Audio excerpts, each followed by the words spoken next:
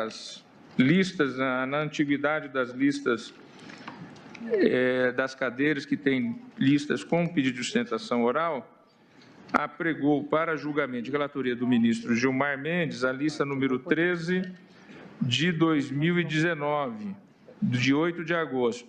Tem um feito em mesa. Trata-se do recurso extraordinário 652.229 procedente do Distrito Federal, sendo recorrente à União, recorrido Sônia Grace Groning, amicus curiae, funcionários do Ministério das Relações Exteriores no mundo. Encontram-se inscritos para sustentações pela recorrente à Advocacia Geral da União, doutora Isadora Cartacho, pela recorrida, doutora Lília Beatriz Fidelis Maia, pelo amicus curiae, doutora Suzana Botar Mendonça. Ministro Gilmar Mendes, inicialmente para o relatório. Presidente, este é um caso que eu tinha trazido para revisão de tese, mas constato que já tem precedentes e eu não consegui superá-los, de modo que eu vou até antecipar. É a questão de contratação, há vários precedentes, de auxiliar local em data anterior à Constituição de 88, função de apoio administrativo e missão diplomática, a título precário, exceções à estabilidade prevista no artigo 19 do ADCT, e aí houve enquadramento da recorrida. Eu estou, presidente, na verdade, dizendo que essa questão é fundamentalmente de legislação infraconstitucional e confirmando, então, entendimentos anteriores da lavra da ministra Carmen Lúcia e também de Vossa Excelência e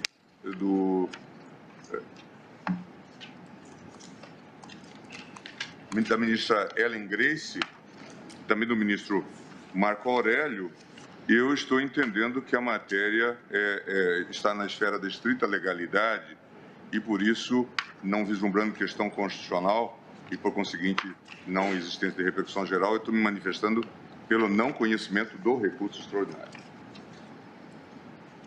Há sustentações orais. A doutora Isadora Cartacho fala pela recorrente. Excelentíssimo ministro-presidente, excelentíssima ministra Rosa Weber, excelentíssimos ministros, um cumprimento especial à Procuradora-Geral da República em nome da Advocacia Geral da União. Excelências, desde já a União gostaria de deixar registrado que entende que o caso ultrapassa... A advogada está em pé à tribuna, ao centro, de frente para os ministros. Trata-se de ofensa meramente reflexa. Antes de adentrar nessa questão de mérito, gostaríamos de fazer uma brevíssima consideração sobre a relevante função de auxiliar local. Trata-se, no caso, de funcionários contratados pelos postos de representação do país no exterior, aos quais se aplica e sempre se aplicou a legislação trabalhista e previdenciária local, ou seja, a legislação do país em que contratados e onde exercem as suas funções. Eles desempenham, inegavelmente, relevantes funções, todavia são funções de apoio técnico e administrativo ao órgão de representação diplomática. E mais, funções exercidas em caráter de confiança. Não são servidores públicos concursados. Até em razão dessa natureza, sua contratação sempre se deu em regime precário e com a possibilidade de demissão ad nunto. Estamos falando, excelências, de brasileiros emigrantes que, diferentemente de servidores de carreira do Ministério das Relações Exteriores, como os assistentes de chancelaria, por exemplo, os auxiliares locais não se submetem às limitações do serviço no exterior, não se submetem a limitações tais como a necessidade de vindas periódicas ao Brasil, a necessidade de rodízio entre o Ministério das Relações Exteriores em Brasília e postos de diferentes categorias, para dar alguns exemplos. Pois bem, nesse contexto é que voltamos à questão jurídica e a União ressalta que o acolhimento da pretensão, tal como feito pelo Superior Tribunal de Justiça, configura grave ofensa ao artigo 19, parágrafo 2º do ADCT, ofensa essa direta. Isso porque o Superior Tribunal de Justiça, com todas as vênias, determinou o enquadramento de auxiliar local no regime jurídico dos servidores públicos e estatutários da União, com base no artigo 243 da Lei 8.112 de 1990, com base em duas premissas.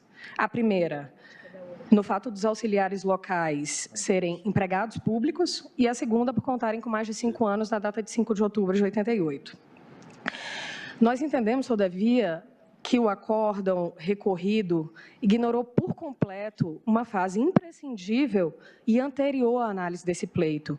Ignorou que, para se chegar à discussão do artigo 243 do 8.112, seria imprescindível, antes, ou que fosse ao mesmo tempo, uma análise do preenchimento dos requisitos do artigo 19 do ADCT.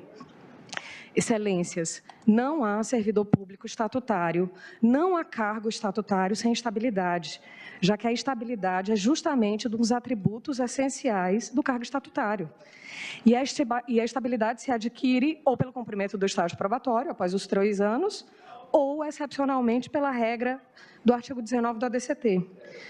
Como bem sabido, o artigo 19 do ADCT traz uma exceção à regra do concurso público, conferindo estabilidade naquelas situações de admissão sem concurso há mais de 5 anos continuados na data da Constituição de 88. Todavia, o parágrafo 2º do artigo 19 foi claro ao determinar que essa previsão transitória não alcançou, 1, os ocupantes de cargo, funções e empregos de confiança ou em comissão, e 2, aqueles que a lei declare de livre exoneração. Então, os auxiliares locais, como a recorrida, admitidos a título precário e demissíveis ad nuntum, não fazem jus à estabilidade especial e excepcional conferida pelo ADCT. É importante destacar que o regime jurídico desses profissionais sempre foi de admissão a título precário, sempre houve a previsão de demissão ad nuntum, justamente a situação repelida pelo Constituinte originário. Excelências, não há necessidade de análise da legislação infraconstitucional para se chegar a essa conclusão. Ao contrário, entende-se que o acórdão recorrido deixou de analisar o arcabouço, e a ele sim competido essa atribuição, deixou de analisar o arcabouço legal à luz do artigo 19, parágrafo 2º do ADCT, e, portanto, com a ofensa direta à Constituição. Nesse raciocínio, se não há direito à estabilidade, é consequência necessária, porém um raciocínio posterior, a impossibilidade de enquadramento fundada no 243 do 8.112. Como visto, esse dispositivo legal não pode ser lido isoladamente sem que sejam cumpridos os requisitos do ADCT.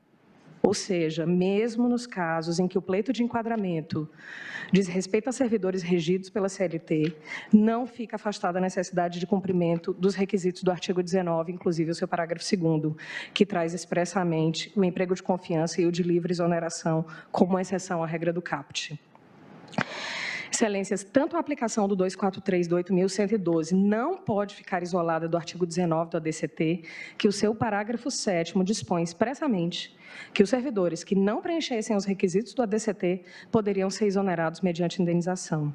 Eu peço vênia pela repetição, mas pela relevância. Não há servidor público estatutário sem estabilidade, obviamente após o cumprimento do estágio probatório ou, excepcionalmente, pela regra do ADCT. Gostaria de relembrar também o julgamento de agosto passado, agora de 2019, em que se reafirmou a premissa de que a estabilidade conferida pelo ADCT deve ser interpretada restritivamente no caso julgado dos funcionários da Fundação Padre Anchieta de São Paulo. Esse aspecto foi, inclusive, destacado expressamente nos votos do ministro Alexandre de Moraes e do ministro Barroso, a excepcionalidade da previsão da ADCT. Um outro aspecto que é importante ser destacado, não obstante esses argumentos já serem suficientes para o provimento do recurso da União, diz respeito à legislação pertinente ao local da prestação de serviço, bem como a jurisdição competente para as questões trabalhistas. Como já dito, o regime jurídico dos auxiliares locais, ainda que se admita fosse informado pelas normas seletistas, esse regime jurídico nunca desconsiderou o sistema de direito internacional privado brasileiro. A própria legislação, historicamente, mesmo quando determinou a incidência da legislação brasileira, determinou expressamente que lhe era aplicável respeitadas as peculiaridades da natureza especial do serviço e das condições de mercado. Então, Excelências, a previsão de aplicação da legislação brasileira buscou resolver questões pontuais, como a impossibilidade, por exemplo, de filiação ao sistema previdenciário brasileiro por esses profissionais, já que eles não conseguiam se filiar ao sistema previdenciário de outros países. Todavia, essa circunstância jamais impediu que os contratos no exterior respeitassem a lei do local de sua execução, como não poderia deixar de ser, inclusive, diante da prática internacional. Então, assim como as embaixadas e consulados estrangeiros sediados no Brasil devem cumprir a legislação brasileira, também as repartições brasileiras no exterior devem cumprir a lei local. No entanto, se prevalecer o entendimento firmado pelo STJ, com o reconhecimento de que auxiliares locais, nessas condições, seriam servidores públicos federais, isso atrairia a competência da Justiça Federal Brasileira para qualquer controvérsia envolvendo esses servidores. E isso, por consequência, poderia retirar a competência do Estado estrangeiro para conhecer de uma questão trabalhista em desrespeito, portanto, à norma de direito internacional. Somente relembrando que essa é uma argumentação que reforça a questão constitucional de ofensa ao artigo 19 da DCT. Então, eu gostaria de relembrar também que a jurisprudência dessa Suprema Corte fixou o entendimento no sentido de que não há imunidade de jurisdição para o Estado estrangeiro em causa de natureza trabalhista. Nesse sentido, os precedentes da apelação civil número 9696, o relator ministro Sidney Sanches, julgado em outubro de 1990. O caso concreto era uma reclamação trabalhista ajuizada por viúva de um auxiliar local da representação da Alemanha Oriental no Brasil, à época. No mesmo sentido, RE 222-368, relator o ministro Celso de Mello, de fevereiro de 2003. Se não há imunidade de jurisdição em matéria trabalhista para contratados locais e, portanto, se há competência nacional para julgar questões trabalhistas envolvendo auxiliares locais e estados estrangeiros no Brasil, em razão da reciprocidade, deve ser preservada a competência da Justiça Estrangeira para o julgamento de questões trabalhistas envolvendo auxiliares brasileiros e o Estado brasileiro no estrangeiro.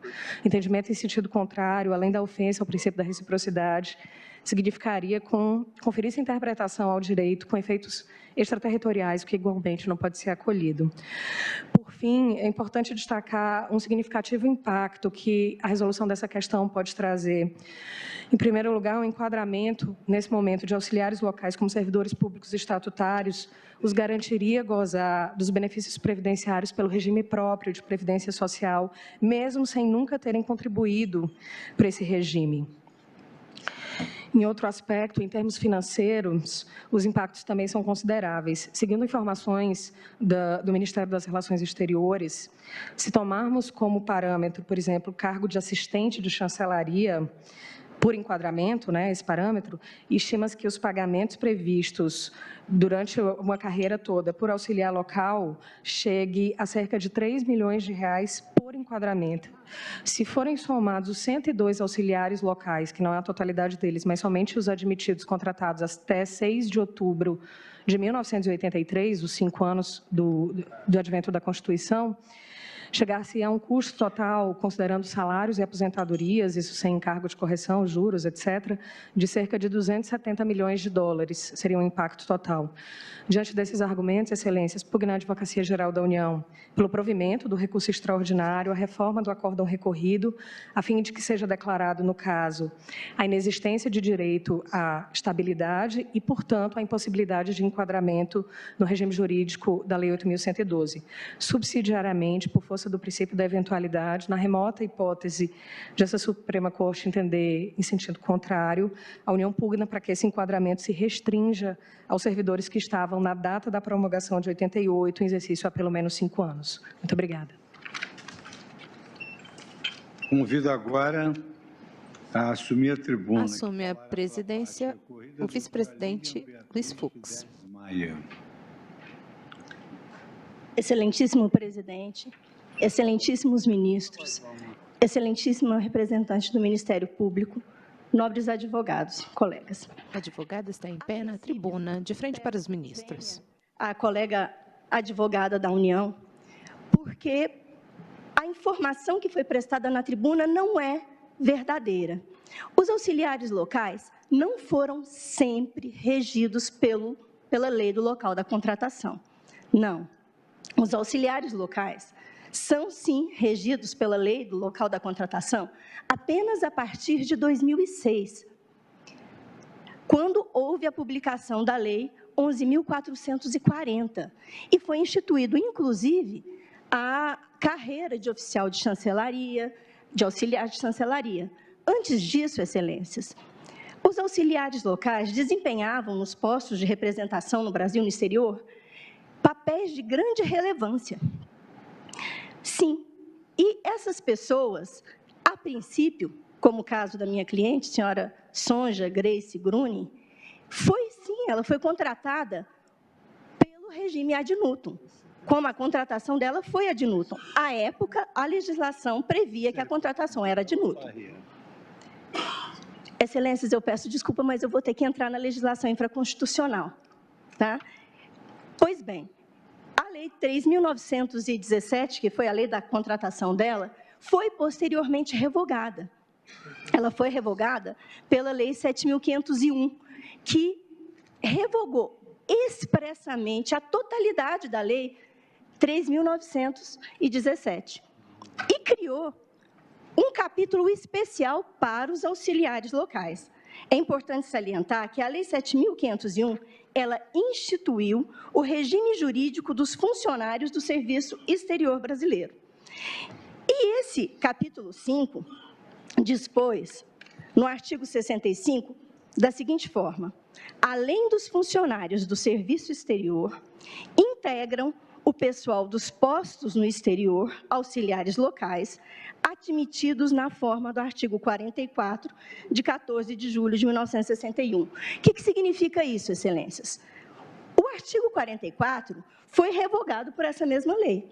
O artigo 65, o artigo 44 da Lei 3.917, foi revogado pelo artigo 93 da Lei 7.501. Pois bem, o artigo 65 diz que os contratados locais que foram admitidos ad nutum, a título precário, passaram, doravante, daquela época, de 1986 para frente, a serem regidos por essa lei aqui e a integrarem o pessoal dos postos do exterior. Artigo seguinte diz que o auxiliar local será regido pela legislação brasileira que lhe for aplicável, respeitadas as peculiaridades decorrentes da natureza especial do serviço e das condições do mercado local de trabalho, na forma estabelecido em regulamento próprio. Ora, excelências, em 1986, tínhamos a Lei 1.711, os servidores públicos concursados e a CLT. Por certo, que a impetrante não poderia ser enquadrada na Lei 1.711, mas ela pôde ser enquadrada na lei, na consolidação das leis do trabalho. E a consolidação das leis do trabalho dispunha que o contrato por prazo determinado, que tácita ou expressamente for prorrogado mais de uma vez, passará a vigorar sem determinação de prazo.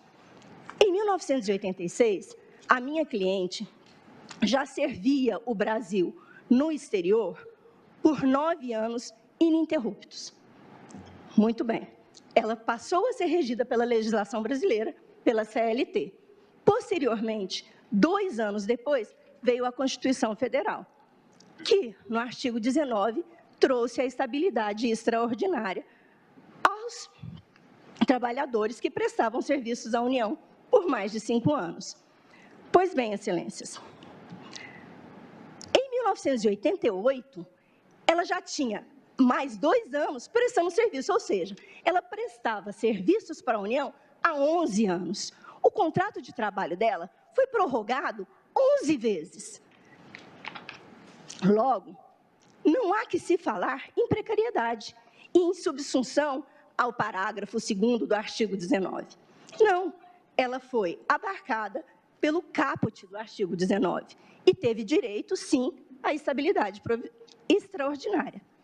Posteriormente, veio a Lei 8.112, que trouxe, no seu artigo 243, criou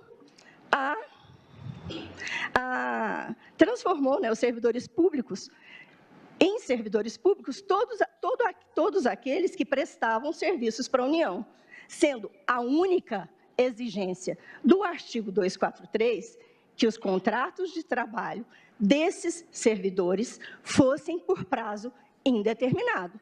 Exatamente o caso da minha cliente. Não existe, no artigo 243, nenhuma condição de estabilidade extraordinária ou não para que seja considerado servidor público. Tanto é assim que existe ainda o parágrafo 7º, que dispunha que, caso a União não quisesse que as pessoas que não foi abarcada pelo caput do artigo 19 continuassem prestando serviços, elas poderiam ser demitidas e indenizadas, ou seriam transformadas em servidores, caso após prestassem um concurso. Nesse sentido, Excelência, e também são inúmeras as decisões desse Supremo Tribunal, no sentido de que estabilidade e efetividade como servidor público não estão vinculadas, não são condições, ok? Então, espero ter comprovado aos senhores, pela legislação, pelo caminho da legislação infraconstitucional, que não houve, que os auxiliares locais, na realidade, não ficaram sempre regidos pela legislação do exterior, de onde prestam os seus serviços. Não, isso aconteceu apenas a partir de 2006. Ok. Não, desculpa, 2006, e antes disso, em 1993, houve uma alteração da legislação, a Lei 8.441 também, não tenho certeza, que aí sim, já colocou essas pessoas que seriam contratadas depois, né, porque a lei não pode retroagir, para serem regidas pela lei do local da contratação. Assim, Excelências, nós temos 2 tipos de auxiliares locais. As pessoas que foram contratadas antes de 1993, desculpem a falha de data, e as pessoas que foram contratadas antes e depois, né? Antes de 1993 e depois de 1993. Tanto assim que a nobre advogada da União colocou aqui na tribuna que nós temos apenas cerca de 103 pessoas nessa condição. São pessoas que atualmente têm entre 70 e 80 anos de idade, que têm entre 30 e 40 anos de serviços prestados exclusivamente ao Brasil. São pessoas que, caso essa ação não venha a ser provida, ou caso o recurso da União seja provido, essas pessoas ficarão sem como se sustentar, já idosos. Porque a União, como também foi falado aqui na tribuna, não recolheu para essas pessoas.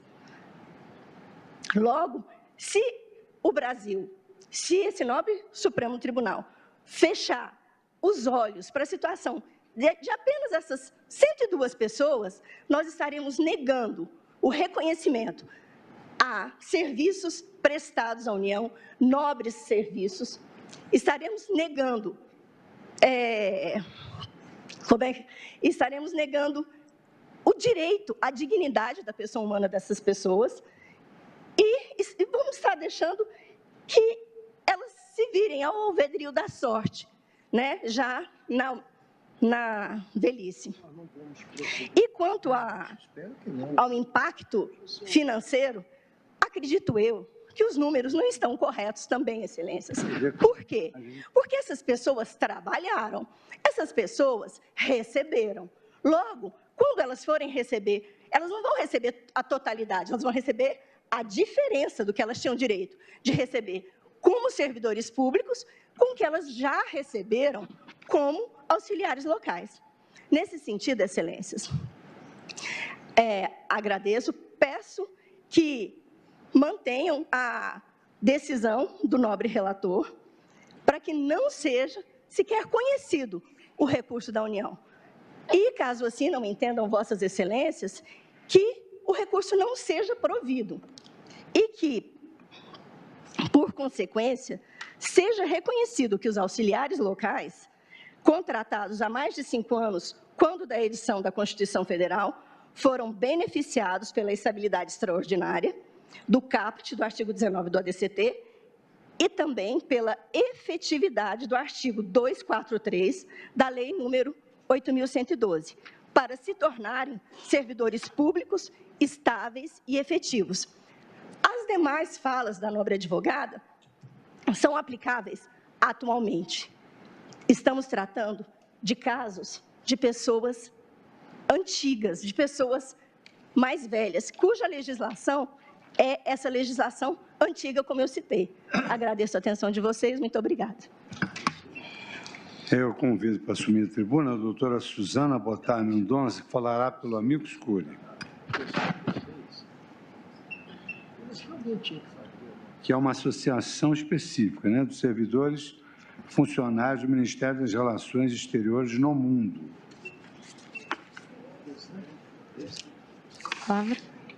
Deixa eu só destacar que aqui a tese, porque eu perguntei se era recurso extraordinário comum ou se era submetido à repercussão geral.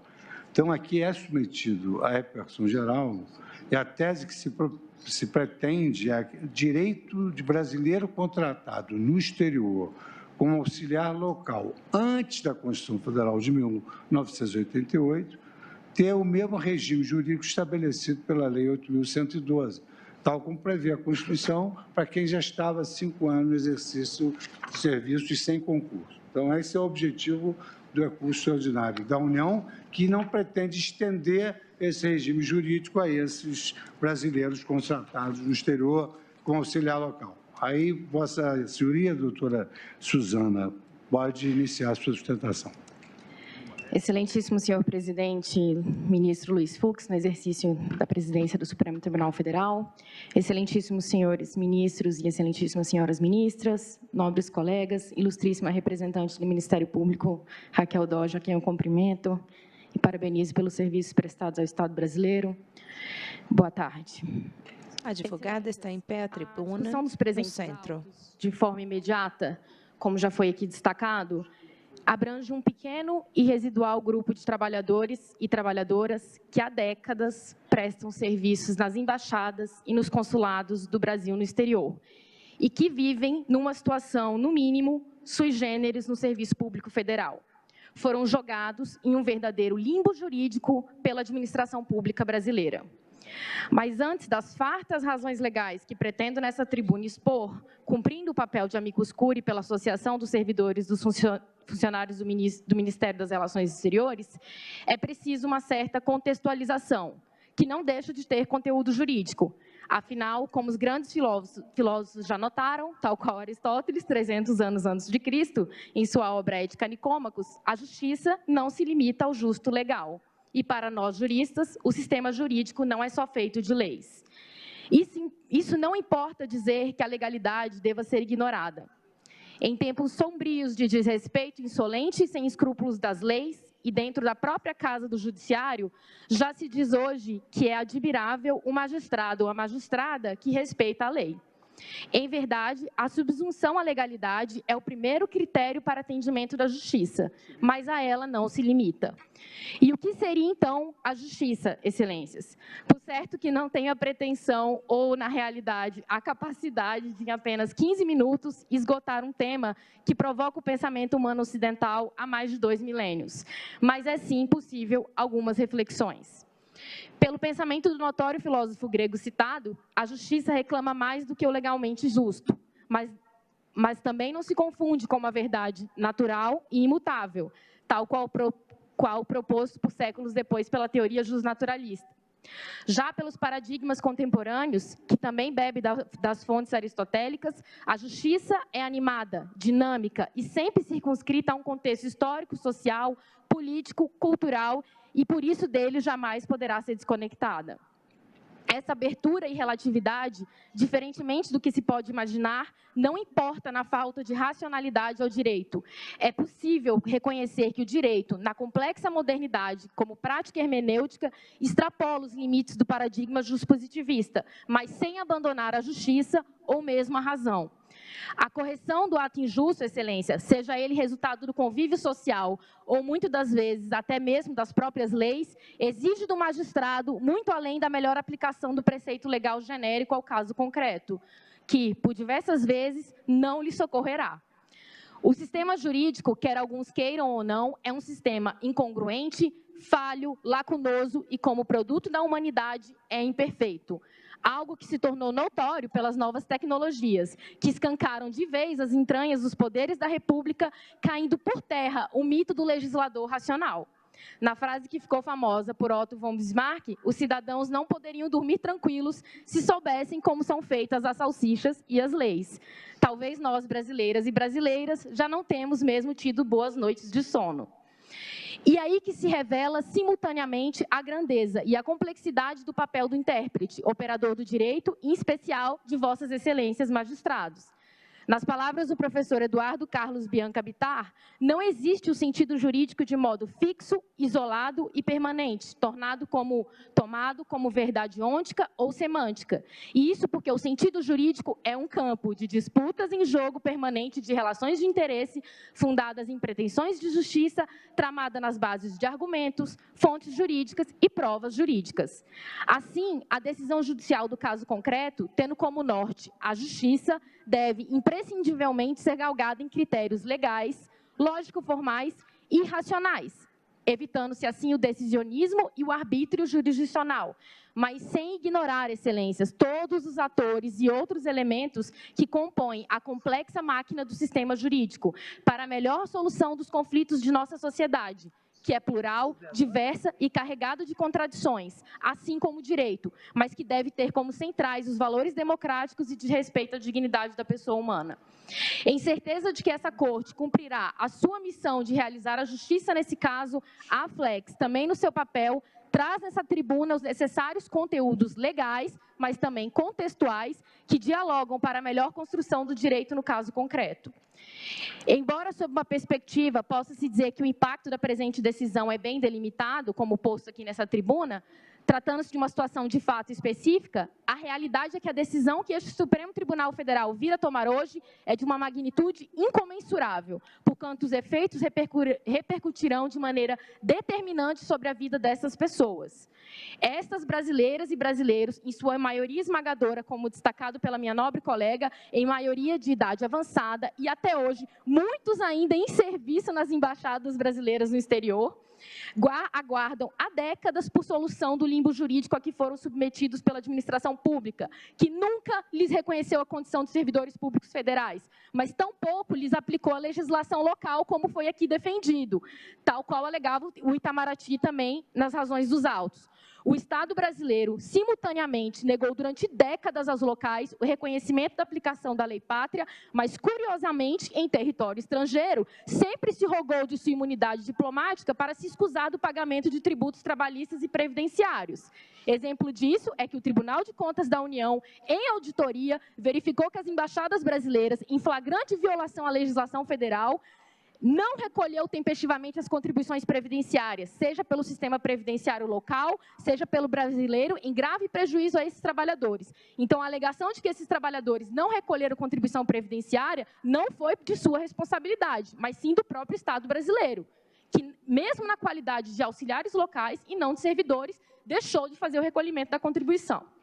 Mais absurdo ainda é o flagrante nó jurídico da administração, que renunciava nos contratos com os locais, exclusivamente para disputas laborais, à sua prerrogativa de ser julgada pela sua lei pátria, como é prerrogativa dos estados estrangeiros, para evitar a incidência da aplicação da CLT, pois sabia que era mais benéfica aos trabalhadores. Ou seja, os locais, juridicamente até em solo nacional, afinal trabalham nas repartições brasileiras, sempre foram marginalizados pela sua própria mãe pátria, restando-lhes unicamente a porta do judiciário. E essas foram abertas, em especial pelo Superior Tribunal de Justiça, que já tem remansa jurisprudência sobre o tema, para reconhecer o direito deste pequeno grupo de locais em exercício há décadas o enquadramento no serviço público federal nos termos do artigo 243 da Lei 8.112. Contratados pelas embaixadas e consulados do Brasil no exterior, alguns ainda sob a égide da Lei 3917, que de fato previa a condição de admissibilidade ad nutum, estes trabalhadores permaneceram, e muitos ainda permanecem após sucessivas alterações legislativas nos quadros do Ministério das Relações Exteriores, prestando serviços em caráter de pessoalidade e subordinação em notórias funções públicas. Temos casos, excelências, de auxiliares locais que chegaram a assumir funções hoje ocupadas por vice-cônsuls nas embaixadas. Um caso específico, uma local era chefe do setor de vistos. Chefe do setor de vistos. Um outro, documentadamente, em seu processo judicial respectivo, substituía funções de oficiais de chancelarias quando esses estavam ausentes. Os locais orgulhosos, excelências, já nos relataram como ensinaram muitos diplomatas brasileiros, recém-chegados do Instituto Rio Branco, jovens, sobre como funcionava a rotina de uma embaixada e de um consulado. Afinal, estavam lá há mais de 20 anos.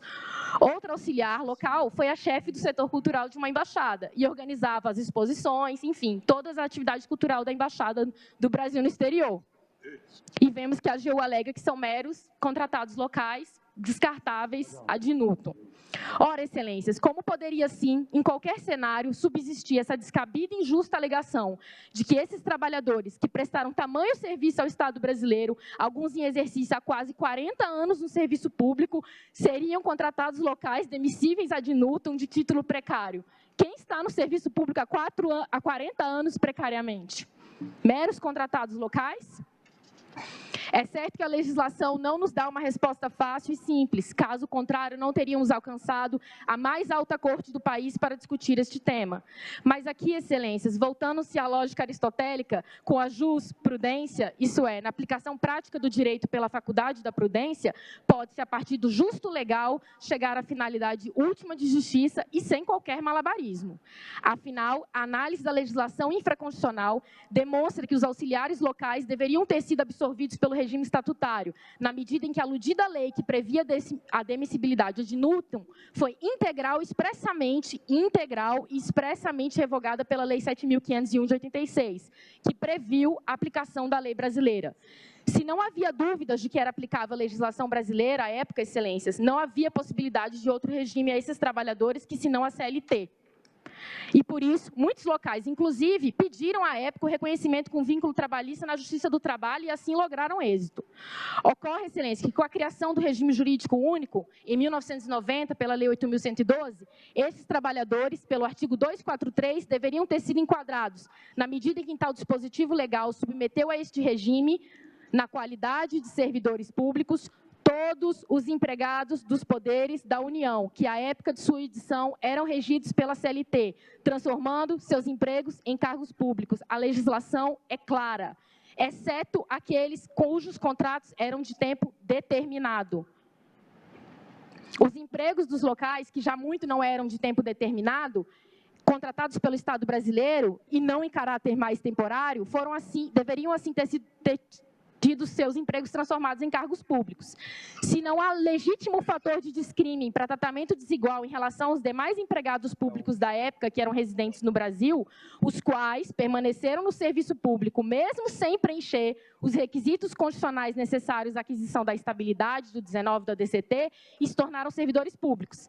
Excelências, é fato conhecido de todos nesse tribunal de que há servidores, sim, que foram efetivados pelo artigo 243 da 8.112, sem gozarem da estabilidade constitucional. Isso foi um atributo conferido pelo legislador, que conferiu um benefício a mais aos trabalhadores que estavam há 5 anos, mas não foi exigido como requisito para a transformação do emprego público em cargo pela edição da Lei 8.112, que conferiu a efetividade. Ou seja, como já muito pacificado na jurisprudência aqui do Supremo Tribunal Federal, efetividade e estabilidade não se confundem. Bom, excelência, visto julgamento de lista do ministro Gilmar Mendes. Não fez essa exigência do 19 da DCT para transformar os empregos em cargos, isso ficou claríssimo até como a própria representante da AGU leu aqui. O legislador reconheceu a situação desse trabalhador. No parágrafo 7º do artigo 243, está previsto a hipótese do trabalhador que foi efetivado, mas que não tinha estabilidade. A estabilidade não é requisito para se estar dentro do Serviço Público Federal. Ou seja, é plenamente possível, em verdade, é real a condição de servidor público efetivo, porém não estável. o que ainda seria discutível, servidores depois de 40 anos em exercício não poderem gozar da estabilidade, mas ainda assim tem-se que não seria requisito. Bom, Excelência, posto isso, inequívoco que esses trabalhadores eram regidos pela SLT, não tinham contrato de trabalho de tempo determinado, de modo que não são abarcados pela exceção prevista no parágrafo 2º do 19 da DCT, que atinge unicamente pessoas contratadas de livre exoneração. Eles não eram detentores de cargo público de livre exoneração, eram contratados pelo Estado brasileiro para prestação de serviços diretos e pessoais há anos. Então, não se aplica. Bom, Excelência, como vocês puderam ver, a discussão toda aqui passou à margem, praticamente, da legislação constitucional, justamente porque a matéria, como bem destacado pelo relator, é de natureza infraconstitucional e já foi pacificada pelo Superior Tribunal de Justiça. Razão pela qual o primeiro pedido é para que, de fato, não se conheça do recurso da União. Em conclusão, Excelências, com os pés firmes nas leis, mas não insensíveis a todos os outros elementos que integram e circunscrevem o direito, caminho ao final dessa sustentação para pedir em nome da Aflex que essa Corte, caso conheça do recurso, negue a ele provimento, para se corrigir tamanha injustiça, a fim de que esses trabalhadores e trabalhadoras brasileiros, depois de décadas de prestação de serviço ao Estado brasileiro, possam, enfim, encontrar a paz que somente a justiça poderá lhes trazer. Afinal, Excelências, não ensinaram os nossos mestres, já nas primeiras lições nos bancos da Faculdade de Direito, que o direito serve à pacificação das relações sociais? Então, que tragamos paz, que essa Corte traga paz a esses trabalhadores, Excelências. A Aflex pugna, sim, para que seja negado conhecimento pela necessidade de reexame da lei federal e, subsidiariamente, negado provimento ao recurso da União, para reconhecer que esses trabalhadores, independentemente da estabilidade extraordinária do 19 da DCT, podem sim ser transformados ter os seus empregos transformados em cargos públicos. Obrigada, Excelência. Boa tarde. Agradeço a doutora Suzana. Presidente Dias Toffoli retoma a presidência. Eu já manifestei, antecipei já o voto. Inicialmente eu tinha trazido manifestação no sentido da existência... Ministro Gilmar Mendes, relator. E reconhecia a repercussão geral. Quando do exame da questão, com este amontoado de leis já referidos da tribuna, eu cheguei à conclusão de que o adequado encaminhamento seria seguir o precedente que Vossa Excelência estabeleceu no RE 729884, em que Vossa Excelência reconheceu que, se não há controvérsia constitucional a ser dirimida, não há como se reconhecer repercussão geral, né? E isto foi decidido, por isso eu estou me manifestando pela inexistência de questão constitucional e, por conseguinte, de repercussão geral. E, por isso, me manifesto no sentido do não conhecimento do recurso extraordinário. Como voto, ministro Alexandre? Presidente, eu peço veementemente, ministro relator, eu fico com o primeiro posicionamento de Sua Excelência quando reconheceu a questão constitucional e repercussão geral. Me parece aqui, independentemente do mérito e eventual modulação do mérito, em virtude da passagem do tempo, mas que claramente há questão constitucional e há repercussão geral para uma baliza em relação àqueles que prestam serviços no exterior naquele período. Basta Ministro Alexandre de Moraes. Um recorrido do Superior Tribunal de Justiça que analisou detalhadamente, colocou na própria ementa que a questão se tratava da interpretação do artigo 19 do ADCT. Toda a legislação posterior ou a retroatividade da Lei 8.745/93 foi discutido, ou do artigo 243 da Lei 8.112/90, só foi discutido após a baliza do artigo 19, a questão da retroatividade ou não, e no próprio acórdão consta, na ementa e na discussão dos votos, a retroatividade, se prejudicaria ou não direitos adquiridos, todas essas questões constitucionais ligadas à questão maior a ser tratada aqui. Qual o alcance do artigo 19 do ADCT? Se, em relação a esses auxiliares locais se aplica ou não, Isso tem uma importância retroativa, como foi colocado, da tribuna.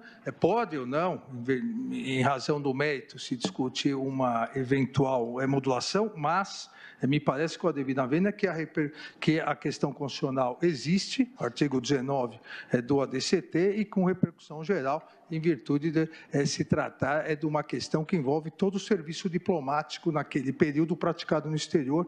Então, presidente, eu voto pelo conhecimento do recurso. Como vota o ministro Luiz Edson Fachin? O eminente ministro Alexandre Moraes vota pelo conhecimento. Só do conhecimento, eu parei no conhecimento. Então, na admissibilidade. Nós estamos apenas exato, na admissibilidade. afirmando a admissibilidade, ou seja, a existência ou não da matéria constitucional e da repercussão geral. Exato. Eu examinei a matéria, senhor presidente, peço vênia a divergência, acompanhe o eminente ministro Gilmar Mendes. Como vota a ministra Rosa Weber? Também peço vênia de divergência, acompanhe o eminente relator. Como vota o ministro Luiz Fux? Senhor presidente, eu também entendo que a matéria foi discutida à luz do artigo 19 do ADCT, tanto assim que se pretende uma extensão do regime jurídico dado aos servidores em geral a esses agentes contratados para trabalhar no exterior. De sorte que eu peço vênia também para admitir o recurso ordinário. Como vota o ministro Ricardo Lewandowski? Senhor presidente, eu também, data vênia, estou entendendo que a matéria envolve a análise do artigo 19, parágrafo 2º do ADCT. A própria União, aqui em seu memorial, e longo memorial, ela traz argumentos eminentemente de natureza, eminentemente constitucionais. Portanto, com a devida vênia do relator, eu acompanho a divergência para reconhecer a repercussão geral neste caso e conhecer, portanto, do feito, do recurso. Como vota o ministro Marco Aurélio? Presidente, considero a ementa do acordo impugnado. E essa ementa revela que o superior apreciou a questão sob o ângulo da legislação ordinária, fazendo referência à Lei 7.501 de 86, fazendo referência também a Lei 8.112 de 90. É certo que consta dessa ementa uma alusão ao artigo 19 do ADCT, mas consta sob a ótica de que a recorrida já vinha prestando serviços. Quem fala é o ministro Marco Aurélio. Brasileiro há mais de 5 anos. Não se elucidou se o 19 seria ou não aplicável a esses prestadores de serviço, mesmo porque o superior, embora eu penso que se defrontou com mandado de segurança, o superior não poderia em si definir essa aplicação ou não. Em síntese, o acórdão prolatado baseou-se na legislação alusiva ao regime dos funcionários, dos prestadores de serviços no exterior, legislação simplesmente ordinária. E aí constatou um fato. Que fato foi esse? A prestação dos serviços em 1988 por mais de 5 anos. Acompanho o relator. Agradeço, ministro Marco Aurélio. Ministro Celso de Mello. Também eu, senhor presidente, peço vênia para acompanhar o voto do eminente ministro relator. Sua Excelência fez referência a 2 precedentes e há outros também no mesmo sentido e a respeito da mesma matéria. Eu menciono o ARI 785-179 do DF, de que foi relator o saudoso ministro Teori Zavascki, e também o ARI 933-582 do Rio Grande do Sul, de que foi relatora a eminente ministra Carmen Lúcia, além do julgamento colegiado da 2ª turma, do RS 565-571, em agravo interno, ministra Carmen Lúcia, relatora, e também a própria ministra Ellen Grace, já anteriormente decidida no mesmo sentido, ao reconhecer a existência de tema de caráter eminentemente infraconstitucional no AI, agravo do instrumento 473-702. e tal como disse agora o eminente ministro Marco Aurélio, a própria leitura do acórdão emanado do Egrégio Superior Tribunal de Justiça, acórdão cujo teor se acha bem sintetizado na súmula, evidencia que, a despeito de uma referência ao artigo 19 do ADCT, que cuida do Instituto da Estabilidade Anômala ou Extraordinária. Quem fala é o ministro Celso de Mello. O tema à luz de diplomas normativos impregnados de infraconstitucionalidade, não é? Tal como resulta claro, não é, do teor daquela mesma emenda. Por isso, senhor presidente, pedindo vênia, eu entendo que deva prevalecer a proposta do eminente ministro relator, que não conhece. Eu peço vista e proclamo o resultado parcial. Após o voto do relator no sentido de não conhecimento de matéria constitucional e nem de repercussão geral, no que foi acompanhado pelos ministros José Edson Fachin, Rosa Weber, Marco Aurélio e Celso de Mello, e dos votos divergentes iniciados pelo ministro Alexandre de Moraes, no sentido de conhecer do recurso por haver matéria constitucional relativa ao artigo 19 da DCT, no que foi acompanhado pelo ministro Luiz Fux e Ricardo Lewandowski, que pediu vista o ministro Dias Toffoli. Diante do horário e de não termos feito intervalo, pedindo escusas aos advogados, mas continuaremos a procurar fazer sessões para o julgamento das listas com sustentação oral, agradecendo a presença de todos e, mais uma vez, cumprimentando a eminente Procuradora-Geral da República, doutora Raquel Dodge, também presidente do Conselho Nacional do Ministério Público, toda a sua equipe, também externar meus cumprimentos ao Vice-Procurador-Geral da República, Luciano Maris Maia, e ao Vice-Procurador-Geral Eleitoral, que também por muitas vezes vieram aqui da equipe de Vossa Excelência, doutor Humberto Jacques, agradecer todos esses 2 anos de trabalhos conjuntos junto a esta bancada. Muito obrigado. Agradecendo a presença de todos, declaro encerrada a sessão. Parede de mármore clara ao fundo, bandeira do Brasil à esquerda, brasão ao centro, crucifixo à direita. A Procuradora-Geral, Raquel Dodge, levanta-se e cumprimenta o presidente ao seu lado, Dias Toffoli. Os demais ministros também levantam-se. A Procuradora conversa com o presidente.